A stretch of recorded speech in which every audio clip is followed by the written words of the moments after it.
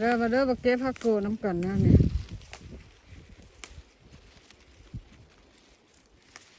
กูดปลาเป็นของปลาร้านปลาจันเด้อกล่องก้นอยู่ค่ะ ปลาจันกล่องก้นเก็บผักเด้อนะงามบ่งามบ่เดือน5มื้อนี้เดือน5วันที่เท่าไหร่ก็วันที่ที่17/2021เด้อนี่เด้อเก็บผักที่พี่วาศิลาเ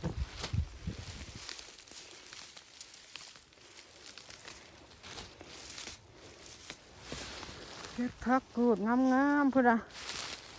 เป็นเงางามขนาดเด้อ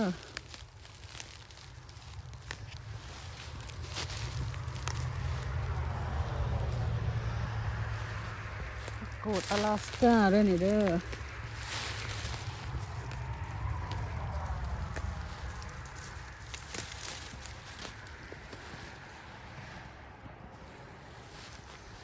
กูดกำลังดองยอดกำลังโป่งออกมาเนี่ย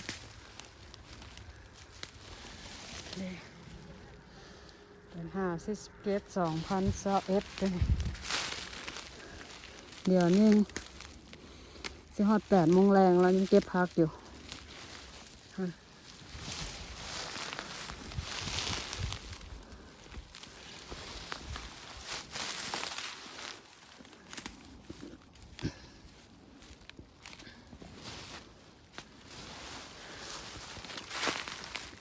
กูดปลาทะเลน้ำ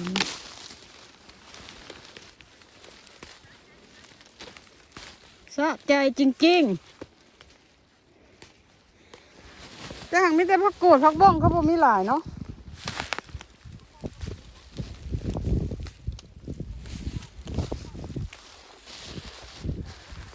งามแถวนี้งามพวกกระเจ้ายางก่ายพักไปเบิดละเพื่อ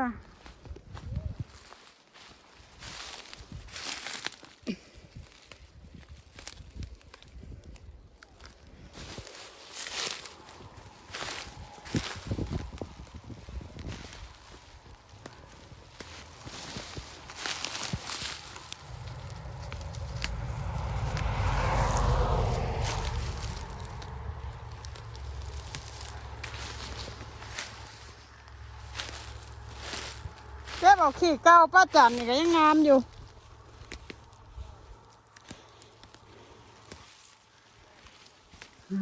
งามเถอะ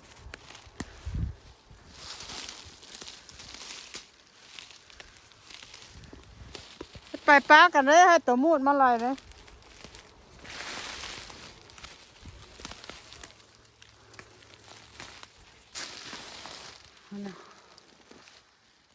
แต่ปลาพักกูดพี่น้องเอ๋ย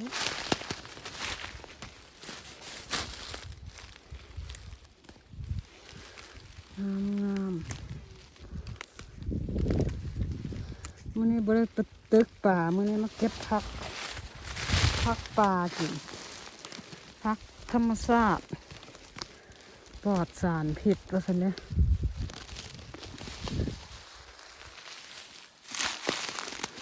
อ๋ออันนี้บ่งอปานน่ะ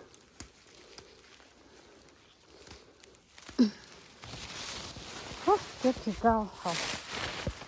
งามเลย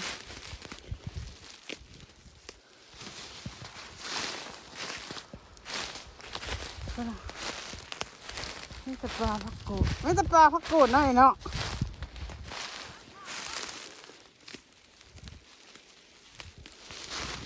พักบ้องปลาอยู่สาย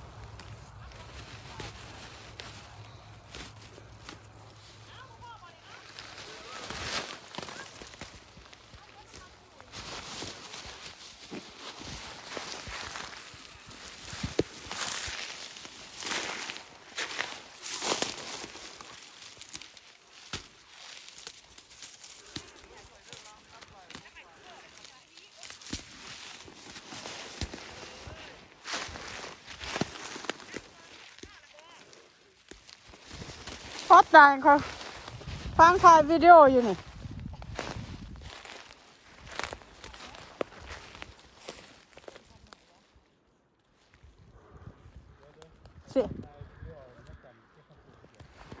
เสียงตัวมูดห้องแล้วผมดิเสียงตัวมูดห้องอยู่นะโมแมนตัวมูดห้องแอบ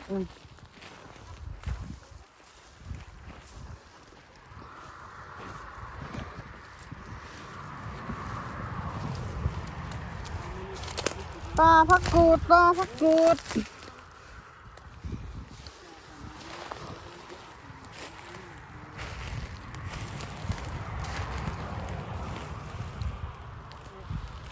ันเทศสวดปีกมาอีกก่อนถ้าเขาบ่ข้านมาทางพี่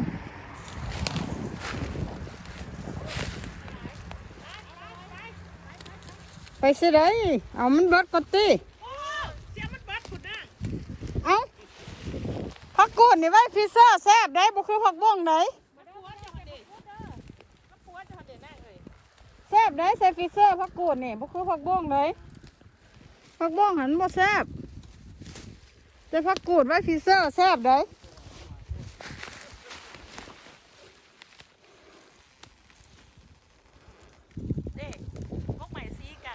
กกไม้อันนี้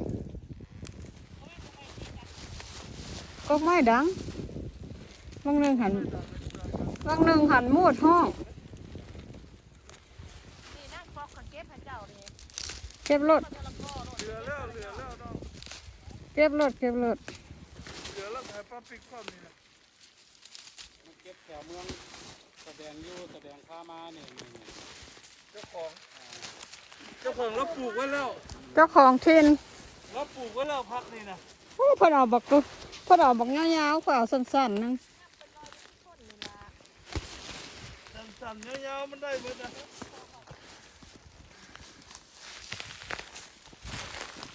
งามมาคอยโยเปิดกระบุงเจ้านะทางวัซิล่าพี่เด้อดีเด้อมันเปิดกระบุงนี่บอลไว้ละเมียเขาเห็นเด็กเอางามขนาดพอเพียนขนาดคอยบอกกกคอยบอกยาวคอยมากอันงอมันนี่เรียกรถอาวีของมาไปปวดขี่อันนี้โอ้ยอันนี้กับประเทศเนี่ยปวดตะขี่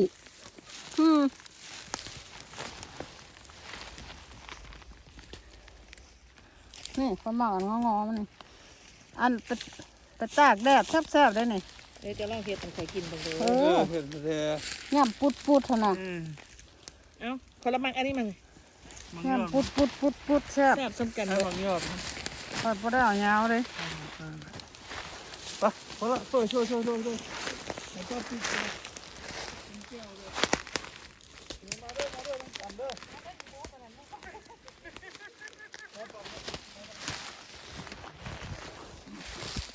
พักบ้องที่ใช้แบบนี้รอดูเลยเห็นเก็บก็เห็นก็เก็บตัวอันนี้สร้างมาเก็บผักสั่งนำมาเล่าเก็บพักอ้อยหมูค่อยกันลง YouTube คือกันเด้อนี่ปลาพักนะหลายก็เจ้าสวนเมืองอยู่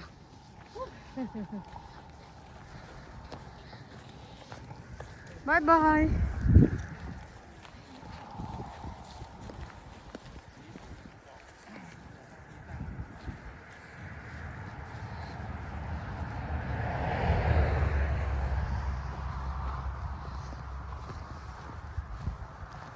เราหัวเราไปเลยไปพอแล้ว